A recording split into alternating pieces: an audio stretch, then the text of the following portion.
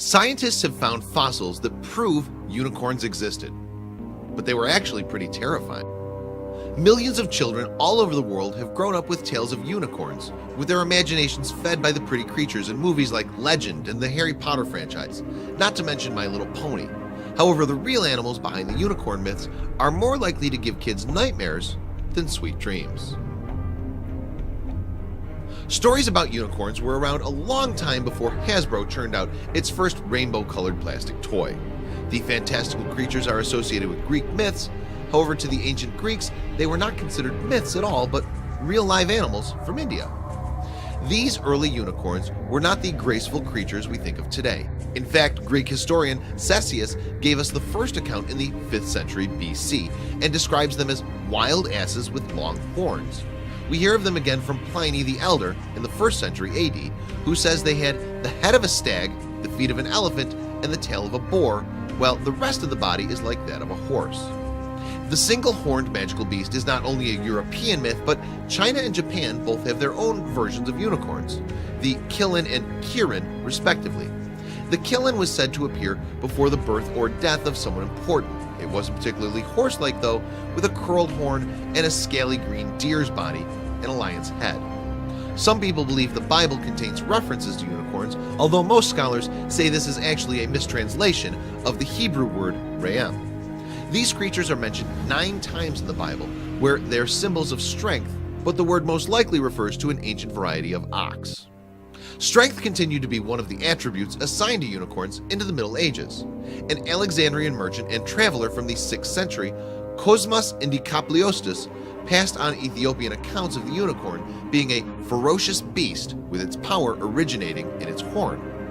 Saint Isidore of Seville, who lived in the 7th century, also described the unicorn as a strong animal able to kill elephants by stabbing them in the stomach. During this time, unicorns weren't all mystical horses yet, sometimes still being described as more like asses or goats.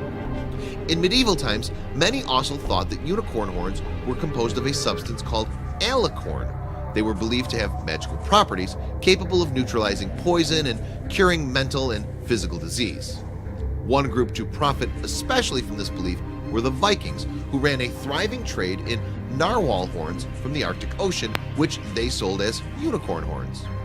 Other real animals that may have inspired the unicorn myth are the Oryx, Eland, and Oryx, and perhaps 2-horned animals that lost a horn through mutation or a fight.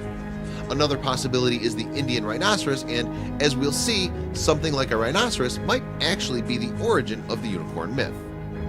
Then in 1808, a newly discovered species called Elasmotherium was named after Gotthard Fischer von Waldheim, director of the Natural History Museum at Moscow State University. Previously, the Elasmotherium had only been identified by fossils and was believed to have been extinct for 350,000 years. Brandt suspected the Siberian Elasmotherium of being the basis of a Tatar myth about a unicorn with a gigantic horn. However, since the Elasmotherium was thought to have disappeared about 350,000 years ago, no humans would have been around to see them. Then in March of last year, the skull of an Elasmotherium was unearthed in Kazakhstan, putting the date of extinction much later, only 29,000 years ago. Now there was at least a chance that Elasmotherium would have been around long enough to be seen by humans and inspire the unicorn legend.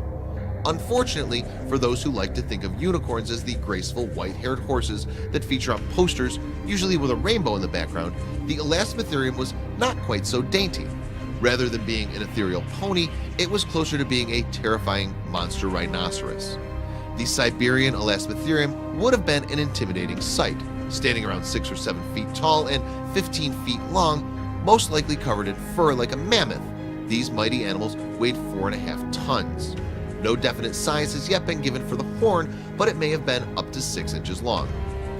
As its name suggests, the Siberian Elasmotherium roamed western Siberia. They were also to be found in southwestern Russia and further south into Eastern Europe.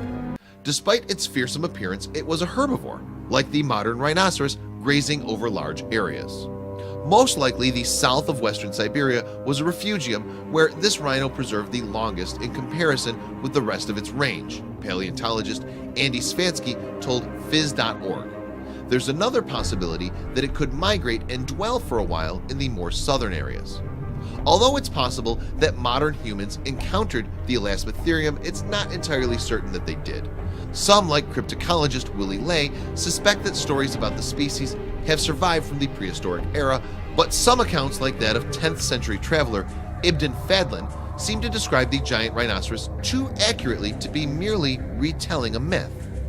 Unicorns that look a bit more like Elasmotherium than the Western version are found in stories from those regions where the animal once lived.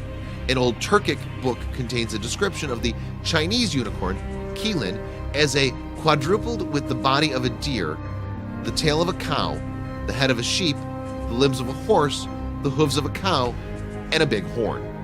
So when did unicorns really die out? Nobody knows yet. As new evidence is still being discovered, one theory based on a fossilized Siberian Elasmotherium skull is that they died from a meteor impact. Alternatively, they may have been victims of environmental change. Researchers are still working on an answer. 19th century scientists speculated that the Elasmotherium must have had a single horn. The whole analogy with the rhinoceros points with the greatest certainty to the previous existence of a horn, wrote Russian zoologist Alexander Brandt, which, to judge from the size of the blood vessels once encircling the base, must have possessed enormous dimensions.